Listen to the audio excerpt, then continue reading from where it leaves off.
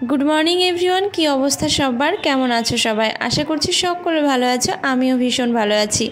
आज के हलो बुधवार और एखन बाजे सकाल 9टा और एखन थेके आपनादेर सकलके साथे निये आमि आमार ब्लगटा स्टार्ट करछि। आमार रान्ना बान्नार काजटा खूब सकाल बेलातेई कमप्लीट हो जाए। मोटामुटी घर धरे काज सेरेई रान्ना काजटा करे फेली और एरपर बाकी काजगुलो एकटु धीरे धीरे करते थाकी और आपनादेर साथे शेयर करब। अवश्यई पुरो भिडियोटा सकले एकटु धैर्य दिये देखबेन, आशा करछि प्रत्येकेर भालो लागबे। दिनेर बेशिरभाग समयटाय आमी जानलागुलोके एकटु बंध करे राखी, केन कि रास्तार एकेबारे धारे जेहेतु आमादेर बाड़ीटा और रास्तार प्रचंड धुलोबाली घरेर भेतरे आसे, सेई जोन्नोई एकटु লাগিয়ে राखी। और शीतकाल बोले कथा, सकालेर मिष्टि रोदटा घरे ना आसले भालो लागे, सेई जोन्नो एकटु खुलेई दिलाम और तारपरे एकटु जानाला धारगुलो परिष्कारও करब सेई जोन्नोई।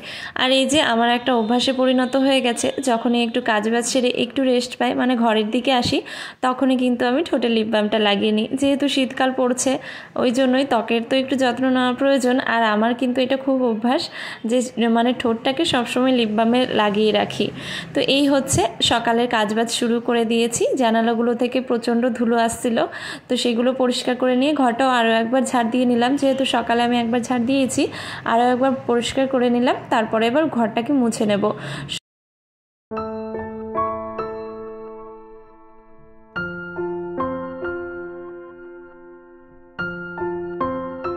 আমি বরাবরই ধীরে ধীরে কাজ করতে ভীষণ ভালোবাসি, সেই রকম আস্তে আস্তে কাজ করতে থাকি। তবে যেদিন খুব জোরে কাজ করার প্রয়োজন হয় সেই দিনই তাড়াহুড়ো করে কাজ করি। বাকি দিনগুলোতে আমি আস্তে সুস্তে নিজের খেয়াল মতো কাজ করতে থাকি। আমার ঘর পরিষ্কারের কাজ তো একেবারেই কমপ্লিট। এখন চলে এসেছি ছাদে, আর ছাদে কিছু জামা কাপড় ছিল সেগুলো একটু মেলে দিচ্ছি।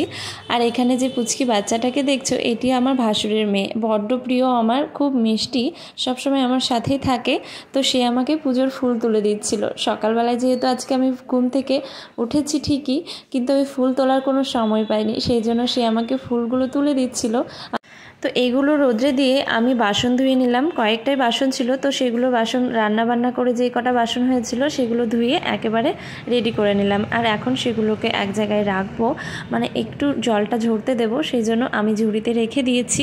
আর তারপরে দেখবে আমাকে কী কী ফুল তুলে দিয়েছে পাখি, সেগুলো চলো তোমাদেরকে দেখাচ্ছি। এই যে আমার সেই নতুন ছাদ বাগানেই একটু একটু করে ফুল হচ্ছে, সেখান থেকে কয়েকটা কয়েকটা করে ফুল তুলে এই কটা ফুল পেয়েছি আজকে। গাঁদা ফুল ছিল, সাথে ছিল কিন্তু একটা তারা ফুল, সাথে ওই ফুলটার নাম আমি জানি না। তো এগুলো দিয়ে আজকে পুজো করব। তো চলো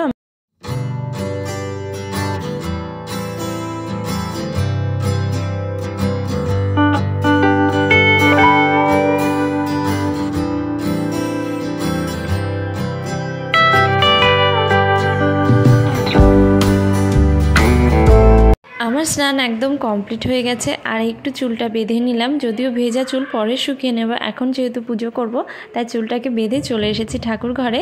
আর এখানে আমার ঠাকুরগুলোকে সাজানো আছে আর এখানে আমি পুজো করি। তো আমার পুজো একদম শেষ। আর কেমন লাগছে আমার ঠাকুরগুলোকে ফুল দিয়ে সাজিয়ে অবশ্যই কমেন্টে জানিও। আর আমার এইরকম ভিডিও, ব্লগ ভিডিও কারা কারা পছন্দ করছো এবং কারা এরকম ডেইলি ভিডিও চাইছো অবশ্যই কমেন্টে জানাবে।